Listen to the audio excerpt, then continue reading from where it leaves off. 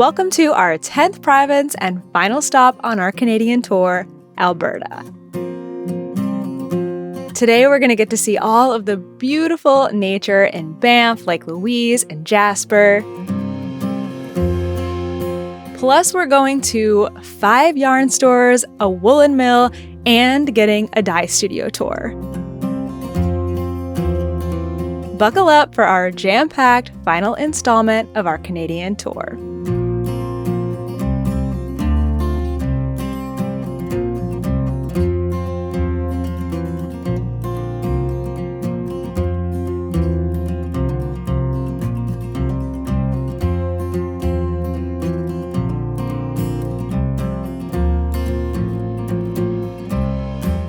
Welcome to Alberta.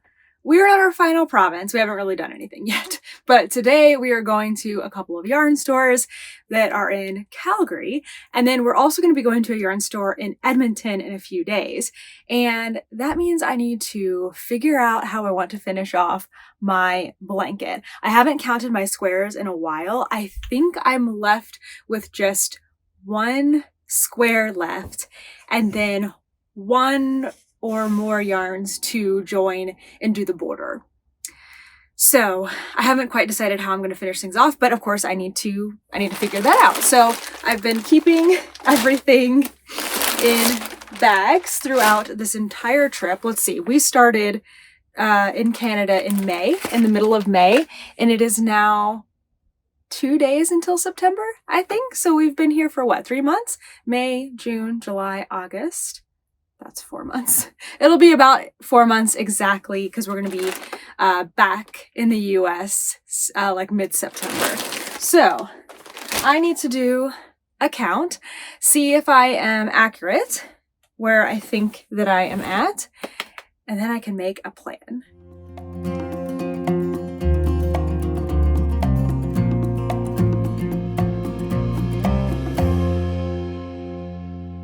Look at that stack. There is a problem though. Turns out I already have 37 squares when my goal in total was 35.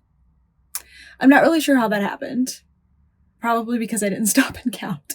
So I'm going to do a little configuring to see if I already have 37.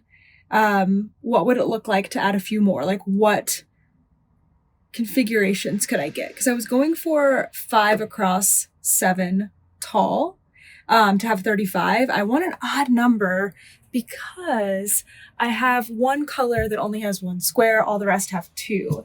So I think to go up to the next odd number, it's like a lot more squares, and I'm not going to be doing that. But if I go up to the next jump, like I could add, let's see, 35. I could add 7 more squares and do 42, but then that's an even number. So who do I boot out? That's too hard. I don't know. Well, while we're trying to figure out this whole blanket situation, let's head to our first yarn store. This is Ancient Arts in Calgary, and they carry all of their own yarn lines. In the front, it's a yarn store, and in the back is actually their dye studio, and we're gonna get a quick little tour back there in just a moment. All of their bases they work with different mills to create, so they have some really fun, unique things. Some of their bases come from Italy, others come from South Africa, and they even have a whole line that is grown, processed, and dyed in Canada. But of all of their yarns, every single one gets dyed right here in Calgary. One of their more unique yarns is a superwash merino and nettle base. I actually ended up getting this base for my blanket, and it's really, really nice. They also have a lot of fun colors for all of the surrounding nature and national parks. Through the door in the back of the yarn store, we'll head into the dye studio. We were so grateful to get a little tour of this space. Eco-friendly practices are really important here, such as using lower amounts of water and making dye stock and even reusing dye stock.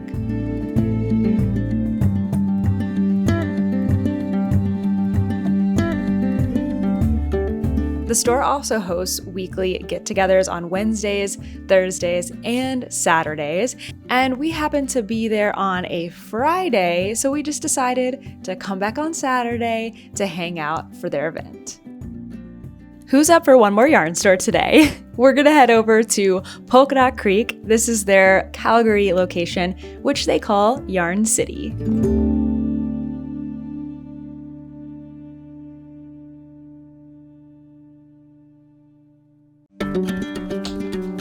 This is just the first Polka Creek location that we're going to be going to. The other two will happen much later on in the video. We're going to get to see the dye studio. We're going to get to see their location in a cute little house. But this one was really, really nice. They had a great big table in the middle. We came for their stitch afternoon and sat and hung out for hours. This is the newest location and it has its very own special colorway called Parfait. I figured this was going to be perfect for my pink and purple Canada blanket, so I grabbed it up.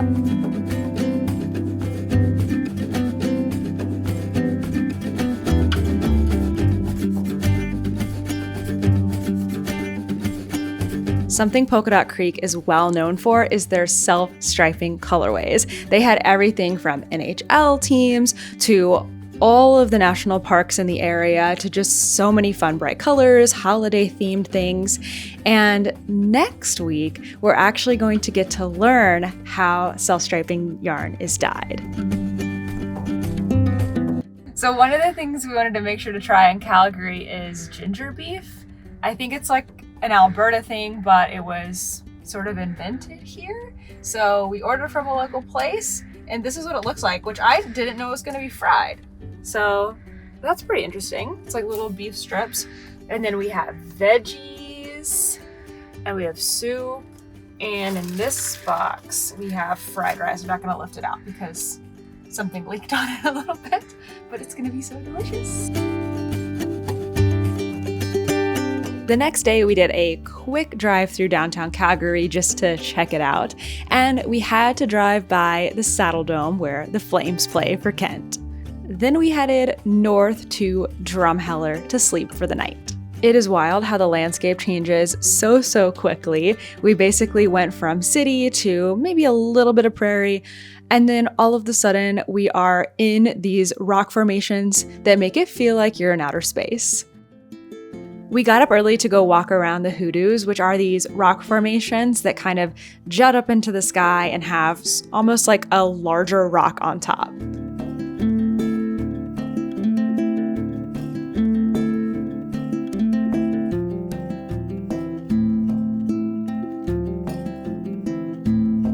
Then we headed into the town of Drumheller to walk around and look at dinosaurs.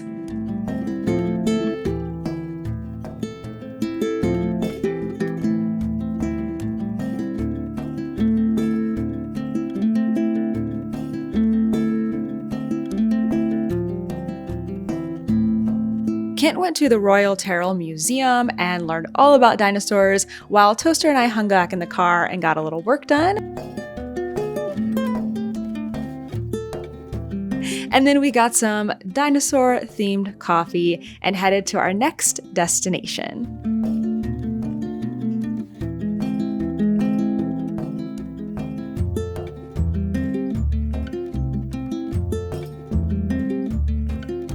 As I said, the landscape can change really fast. This morning we were looking at hoodoos, and now we're seeing bison in the forest of Elk Island National Park.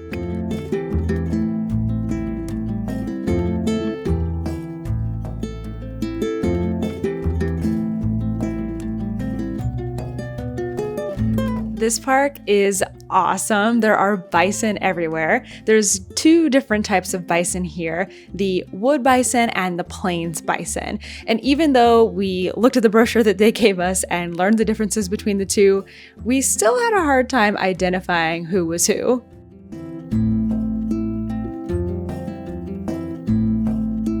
We did lots of driving around the park to look for critters, but we had the most success when we got up early the next morning and started driving around. We saw an elk with huge antlers, lots of bison, of course, and I believe we even saw some deer. They were just too quick for me to capture on camera.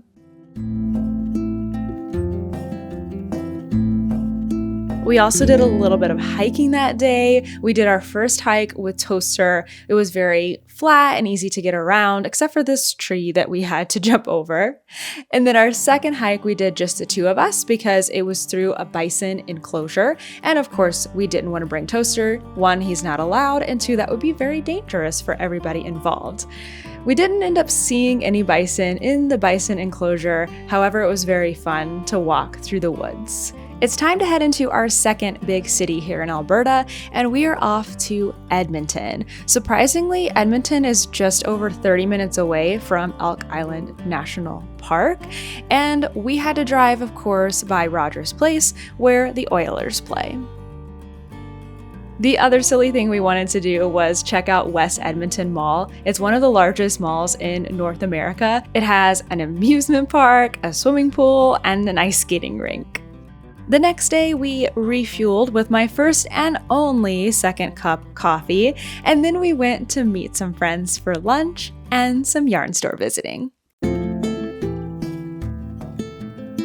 We only had time for one yarn shop visit in Edmonton, and we decided to go to the Fibre Nook. I'm so glad that we went here. They were super, super friendly. We even got to meet one of the owners who showed me around to all of the amazing local items that they have. They had lovely self-striping yarn from Comfy Cozy Knits,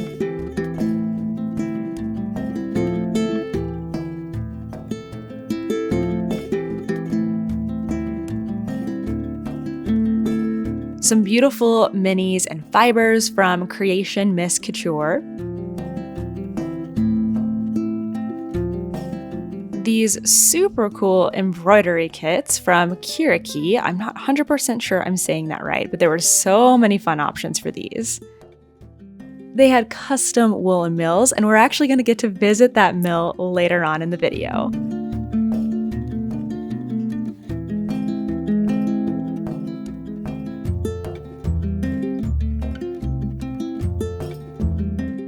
And they had Arcane Fiberworks, which is also dyed in Alberta.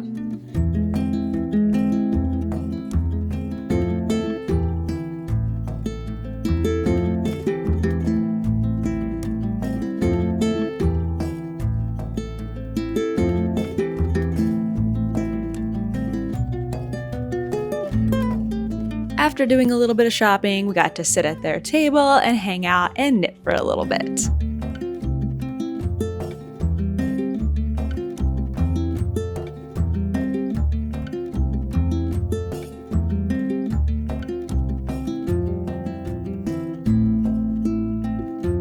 We've done a lot of yarn things already, so how about some gorgeous national parks? As we're driving out to Jasper, our first park, I figured I'd update you a little bit on the blanket situation.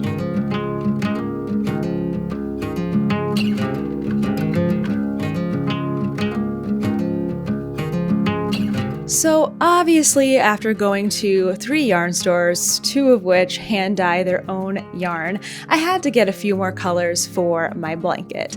So I still haven't 100% decided how I'm going to do the final layout. I'm waiting until we get back home to Tennessee, settled in for a little bit, and I can lay everything out to decide. But now I have some options because I have plenty of yarn to either create a blanket that is maybe 45 squares, so really long at 9 squares tall and 5 squares wide, or I can go to my more conservative plan of doing a 6 by 7.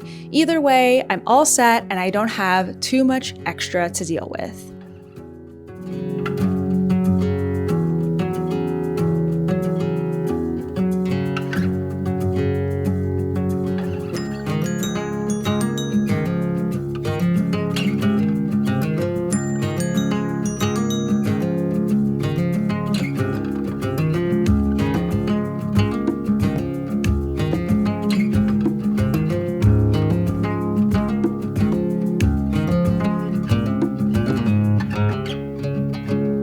just come into town and we're gonna go do a little bit of exploring. Kent's gone to the visitor center. Toaster and I are gonna go walk around.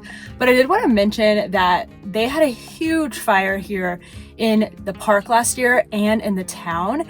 It felt like disrespectful to show all of the things that are burned down, but it also feels like not respectful to not talk about it and share that, because it is definitely devastating. In the park, it is just like so many burned down trees. I think the campground that we're staying at was completely burned down. All of the building structures are new. And then just as we've driven through town, so many houses, so many like churches and the fire station and just so much stuff. So we're hoping we can do a little bit of shopping and going to restaurants and stuff in the town. It seems like they've gotten a lot of stuff back up and running, and we want to do what we can to support that.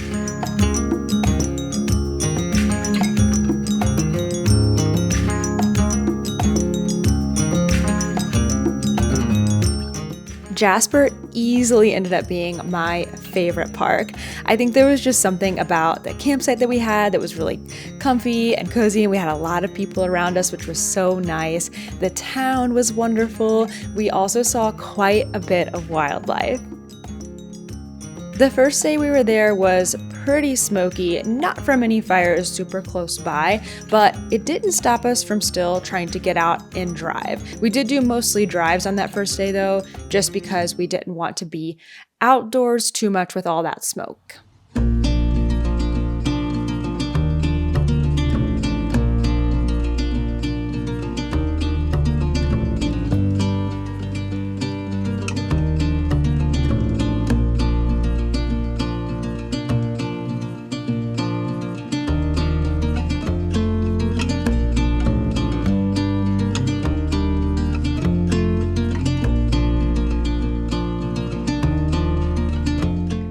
We saw a huge herd. I don't know if you call it a herd actually, but a huge amount of bighorn sheep just grazing away in a valley.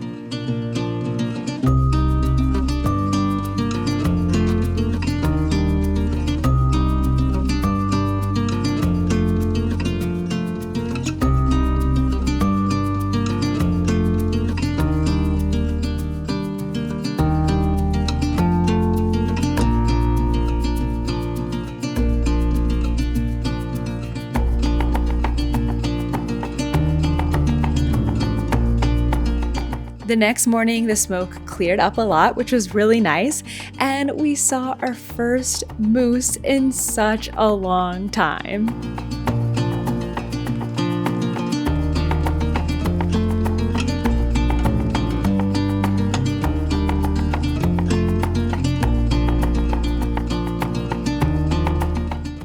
We were actually at this same spot on the lake yesterday when it was smoky and you couldn't see like any of the mountains around it. So it was so cool to go back to the same spot and kind of compare the previous day to a nice clear day.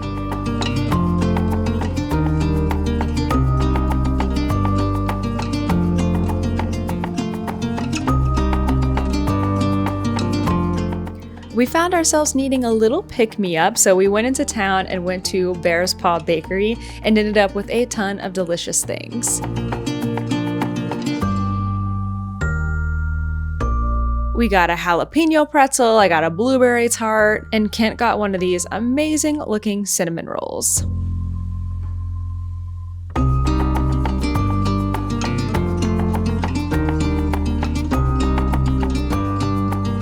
We are leaving our campsite here in Jasper today and we are going on to Banff, but we have a really pretty drive through something called Icefields Parkway that I'm really excited about. Hello, Kent.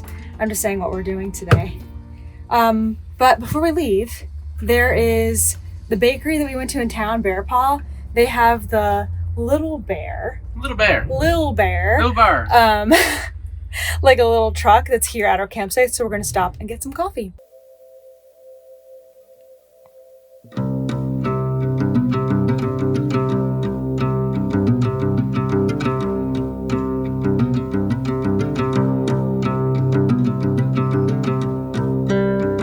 So Icefields Parkway is 144 miles or 232 kilometers long, and it goes between Jasper and the Lake Louise area of Banff.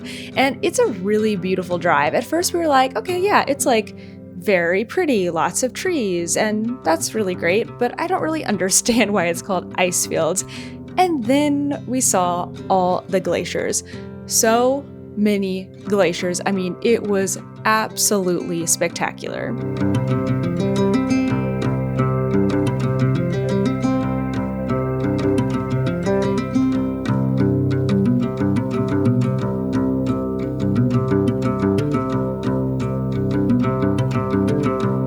We ended up stopping at one of the biggest ones, at least that we could see, I think because it's a little lower than some of the other ones, and this is the Columbia Icefield. We were able to walk out to basically, close-ish to it, and it was really neat to see up close. But if you look even further away, you could see that there were these cool buses and trucks that could drive on it, so you could actually get out and walk on the glacier itself.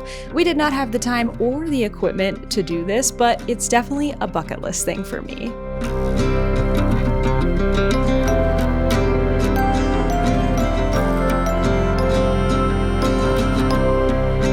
We are awake before the sun this morning because we're gonna go to Lake Louise.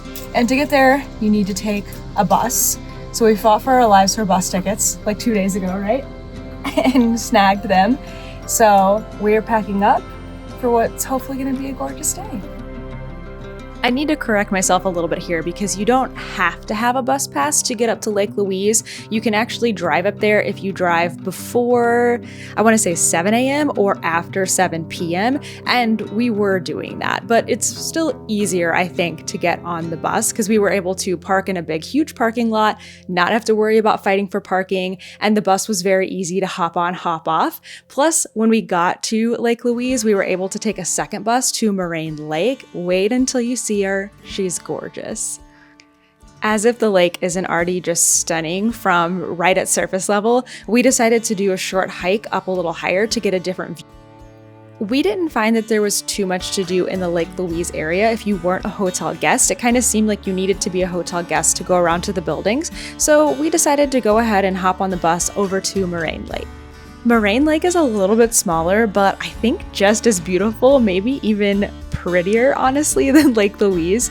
There was this really cool overlook that you could do where you kind of climbed up on all these different rocks and then you just got this stunning viewpoint.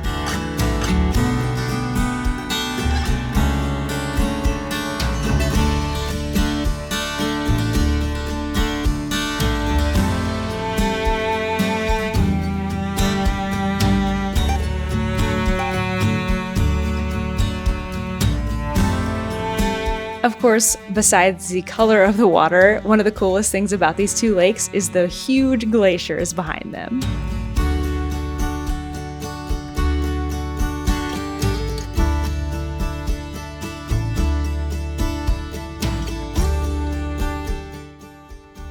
Now that we have our treats and some coffee, because we got up so early this morning, we are going to do a little driving. I think we're going to go back on the pathway that we took down here to Lake Louise, and then we're heading over to our next campground in the Banff area for the next 3 days. Banff is another really fun town, kind of like Jasper, where there is a lot of things to do. It's a little bit bigger and a little more crowded, but since we came after Labor Day, it wasn't too bad. We had one fun dinner planned in town, so we were able to park outside of town and walk in super easily. We ended up at this fun little restaurant just to get some pre-dinner cocktails, and then we headed over to the Grizzly House.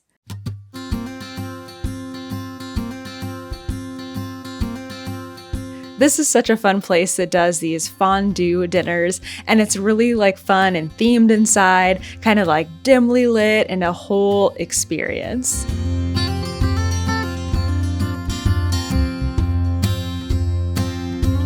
Kent and I both ended up getting a meat combination that included lots of local stuff like elk, beef, bison, and venison. Some of these meats were new to me, so it was really fun to try them in kind of a low pressure way where I only had a little bit. Fondue is also just so fun and so delicious. I mean, melted cheese, melted chocolate, what is not to love? And our waitress was so sweet and so helpful. We just had a grand time. We did a few short hikes that were super cool, but I would love to come back here when we have a whole week or so to really get to explore.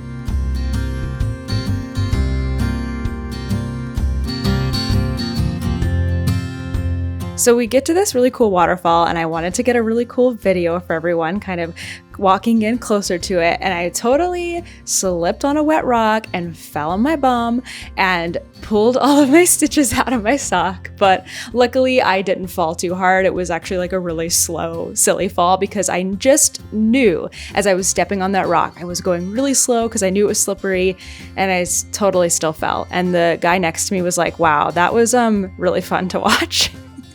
The next trail we did was with Toaster, and this was a horse trail. So we kind of walked around a lake a little bit and then back up a path, and it was a really wide trail, and several times we stopped and waited for horses to go on by. So sometimes the horses were just being led, sometimes they were being ridden. It was really interesting and super different.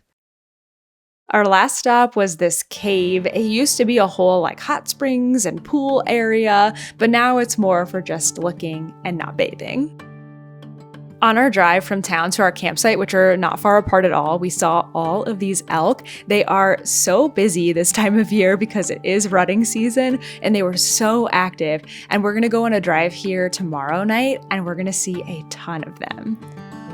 Our last day in Banff was also Toaster's 10th birthday, so we did take him to the pet shop to pick out a new toy and get a cookie, and then we got some Cow's ice cream for ourselves.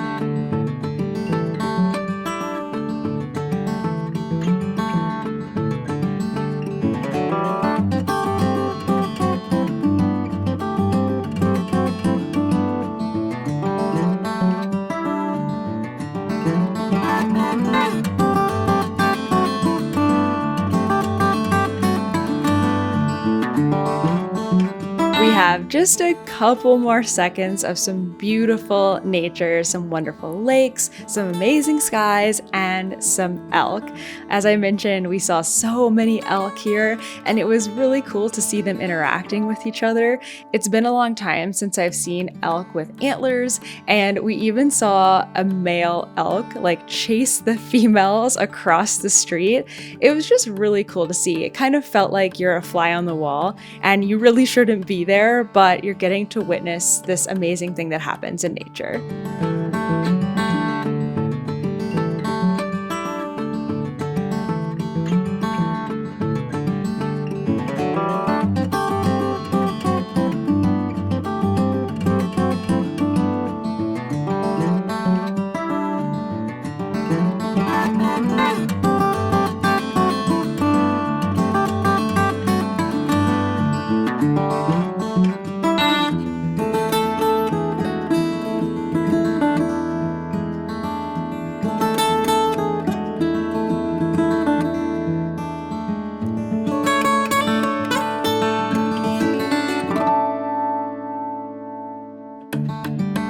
Today we're gonna go check out the other two Polka Dot Creek locations. We went to one of them. It's now been like 10 days ago, I think. But there are two other locations. So we're in the Cochrane one right now. So we're gonna show that to you just kind of real quick so you can see what it looks like. And then we get to go to their Airdrie location, which is the main one with the dye studio, and we're gonna get a tour.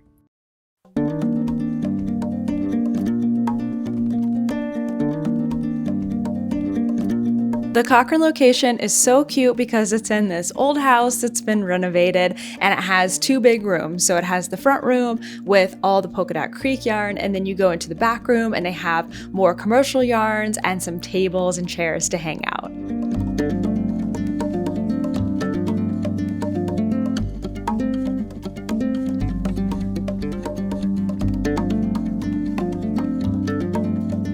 Since they're the second location, they also have their own unique and special colorway.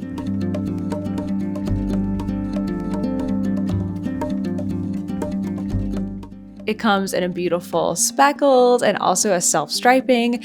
And I did end up getting this color as well because I wanted to have a little extra for my blanket. So this is my backup blanket color. We totally thought we were going to be in and out in half an hour and just visit real quick, but we ended up getting to know some of the people that work there, and they were so sweet and so nice. So we sat down, Kent went and got us coffee, we hung out for a little bit, Toaster came in, and then they told us about this ice cream place around the corner that the town is really well known for. So of course, afterwards, we ended up getting ice cream for lunch.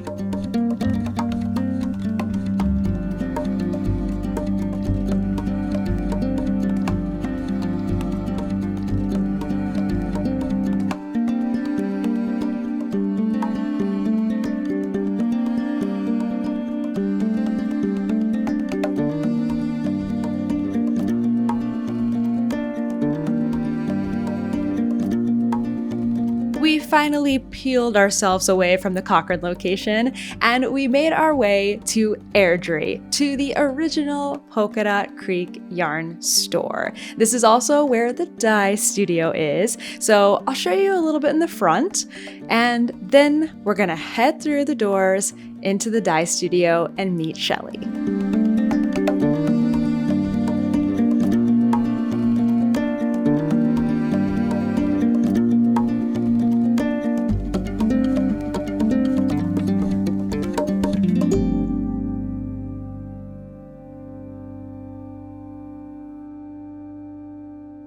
So we're with Shelly, who's the owner of Polka Dot Creek. Thanks for coming. I'm so excited that you guys are here. I am too. So excited. Like, it's been cool to see the other two locations. Then we've seen this location, which is your original. Yes, the one we started with. What year was that? 2021. Oh my gosh. Yeah. In 4 years. Yes. That's amazing. Yes. And I did it out of my house before. Okay. And then we just kind of thought, well, it's overtaking the house. Let's bring it out into here. So I was just going to open a dye studio, but it was so big that I thought, well, I mean, I have to ship from here too. I might as well bring the yarn and leave it here. So then we decided, well, since we're doing that, we might as well have a store in the front too. That's so And awesome. it's just evolved. And now we have 2 more stores. It's just I don't know how. Yeah. Well, why don't we start with some of your bases? Sure. So we store all of our yarn on our shelves until we're ready. They all have different makeups. They have different little strings on them so we can tell the different ones because they all kind of look the same. Yeah. Like fingering weight has this little green tie. We have DK weight. We have different fingering. This is our non-superwash, so it has a different color of green. You can see the twist on it. Yeah, it's beautiful. So our teenagers that work for us in the evenings and weekends, they have specific twist ties that they put them on. Okay, so we can tell. And that way, when they're twisting them later, they can tell what they are. Yeah, especially once they're dyed. Yeah, and they're not really knitters. So. Yeah. And we might do the same color on multiple bases, so then it's even harder to tell what they were. Absolutely. So we have it all here, ready to go. This is all prepped? Yep, nice. Prepped. We have mini skeins, we have fingering, we have tweed over here. There's worsted and sparkle and DK and all the things. So nice. Yeah. So nice to see it all on the rack. Yeah, it's so nice. Love it. I like to feel it. Yeah. So if you come over here, you can kind of see that after we dye it, we also hang them on these racks to dry. So this is some Surrey and mohair that we dyed yesterday. And typically right now, we'll dye all day and let it cool overnight. And then we'll come in the morning and wash it and dry it and let it dry under our little vents over there. So, yeah. Oh yeah, that's cool actually. Yeah. So this like comes down, it like dries the yarn, but also can heat up the studio if you need it. And cool. It can do it overnight. Like it takes no time. Wow. Yeah, it can really pump awesome. out there, so it's good. But you can see the zip ties, different zip ties would come in handy. It's hard to tell right now what the difference is between the mohair and the Surrey. Yeah. Because they're the same color, so. The black is one. Yeah, the black is mohair and the white is smart. Surrey, so yeah. Super cool. We have our dyes all over here. It's kind of messy, but you know, when you're mixing dyes in a humid studio, it kind of gets messy. So we use a lot of jugs, we use a lot of jars. We use them all for different bases and speckles and striping. We have different uses for all of them. So this is our messiest area, I think, when we're mixing all the dyes. It's our sinks and where we wash and stuff too. We have our spin dryers. They're going constantly. I love these things. I ended up getting one for just like home washing use? things. Yeah. It's so nice. I have one at home too. So when I'm blocking things, it takes no time to block. Yeah. I love mine. These are all our advents. Oh. So, and we have blanket clubs. We had a friends club last year. We have a new girl club. So these are all ones that have to be shipping out because they ship out quarterly and at the end of the year. So this is the overstock for right now until we get everything finished shipping. That's great. You're so prepared. We try to be organized and make it see-through so we can see what's in it. Yeah, absolutely. Yeah. So when we're getting ready to dye, we mix the dyes over there at the sinks. We fill up all our pots and soak our yarn in these vinegar water solutions. Okay. And then we'll bring them over here to cook. So we have a couple of ovens and stoves. We have a couple burners. We use them for different things. We like the burners because when we're doing self-striping, we can move them. And put closer together, like if we want to do 4-stripe or 6-stripe or whatever. Okay, so they're all those like can lined up move together. Yeah. And, oh, nice. That's amazing. Yeah. And then like just an oven. Yep. Yeah. We don't really use the oven much as the stovetop. Oh, as the stovetop. Okay. Yeah. And these are some that we dyed this morning. Oh my gosh. This one's a special one. Because it's the Waterton stripe, but in a full skein. Oh, it's so pretty. So we've never done that before. We did that today for the first time. That's really cool. So these are all sitting and cooling. Okay. They've been cooked. Yeah. So sometimes we leave these overnight to cool. Sometimes the teenagers come in and wash them and hang them up for us. Nice. Depending on the day. Yeah. So we just have more of the same. Back here is our self-striping. Like warp situation. Yeah. Okay. So this is our warping boards. Yeah. Not everyone does it this way. It's just the way that we do it. Cool. And Maggie is right now re-skeining back into a normal skein. Okay. And then from the self-striping. Yeah, it's a one big loop. So we have to turn it back into skeins. And then this is our twisting station where we twist and label all the skeins. She's got the twisters and oh yeah, that's good. Yeah. So more advents back there. And here's your sock my machine. sock machine. This Yeah. is where you make all your samples. Yeah. This is where I crank them all. It's so nice to see how it works up with the self-striping. Yes, yes. We can never keep up with how much knitting we'd have to do with the samples. Absolutely not. Yeah.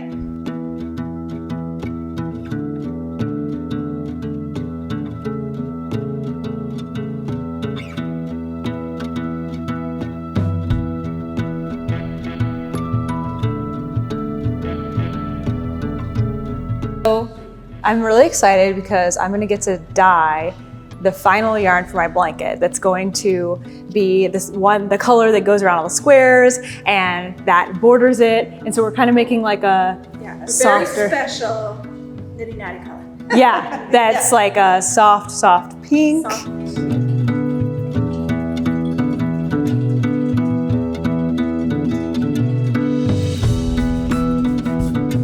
My hat is off to these ladies because just like with all the other experiences I've had participating in the dye experience, because I don't consider myself to be the one dyeing, I am participating, but they just make it look so easy. The skills and the knowledge that they have are just incredible.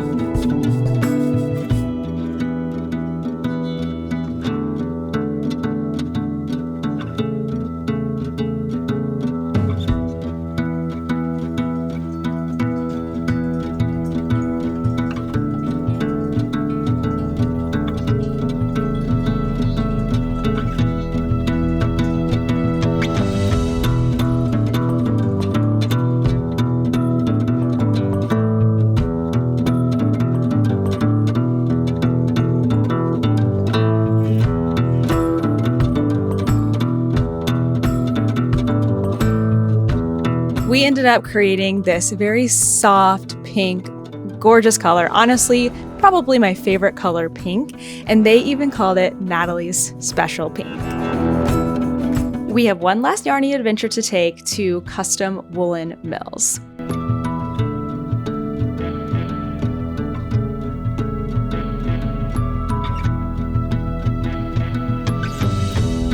We've been hearing about custom woolen mills since we started our Canada adventure 4 months ago, and I didn't realize we were going to get close enough to it to actually go. And when we were in the Airdrie location at Polka Creek, we learned we're only about 35 minutes away, and so we said, we have to go. So we got up early on this next morning as we were supposed to be driving out, and we went to custom woolen mills, and it was so worth it.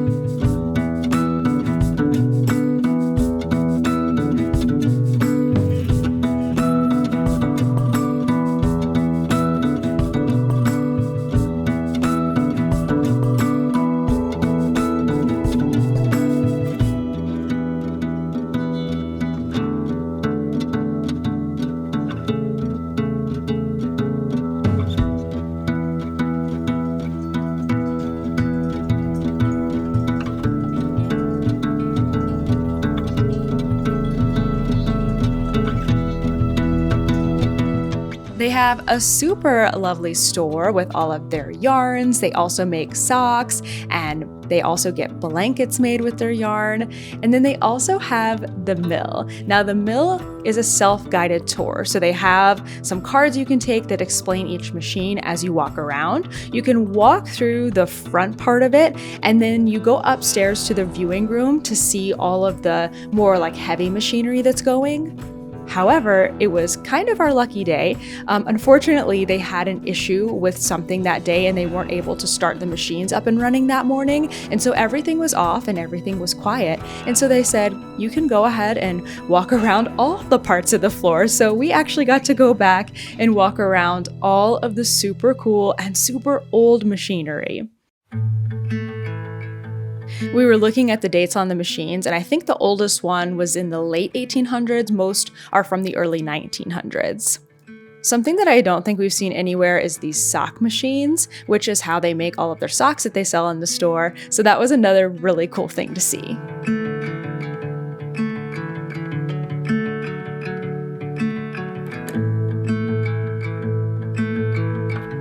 Sadly, our time in Canada is coming to an end, and we have just 2 more stops to make. So we're headed down south to Lethbridge to visit some friends, and we made a stop in Vulcan. This town has so many fun Star Trek themed things. It was a little lost on me, I will have to admit, but Kent was so excited by everything, even the lights and the crosswalks and all the things that they had. But we did stop in to get some coffee and some really delicious baked goods.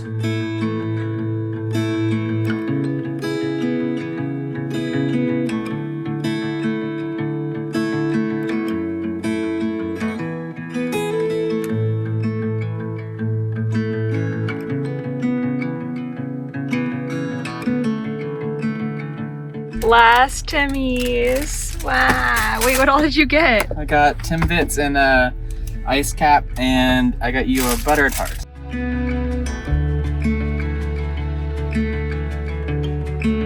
And our very last stop before heading back into the US is Waterton National Park. This is a park that is connected to Glacier National Park, which is in Montana, and the 2 parks are an international peace park.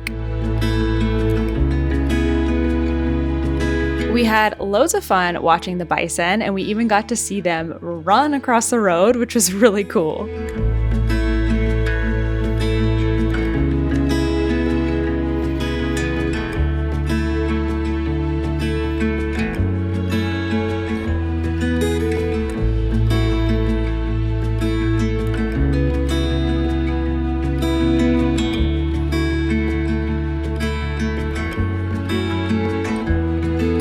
Also did a little hiking, and we saw even more bighorn sheep up pretty close.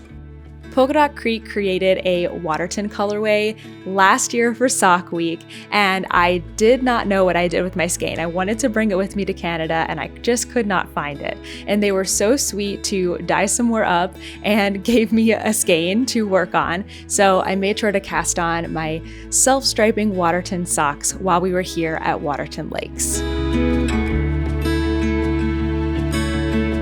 And this is the end of our Canadian adventure, which is so bittersweet. We've had the absolute best summer. I am thinking that I will do one more video putting my blanket together and maybe answering some questions that you have about our entire road trip. Maybe I can pull together some of our favorite things to share while I'm putting together that blanket. Thank you so much for watching, and thank you for watching our Canada trip. Bye!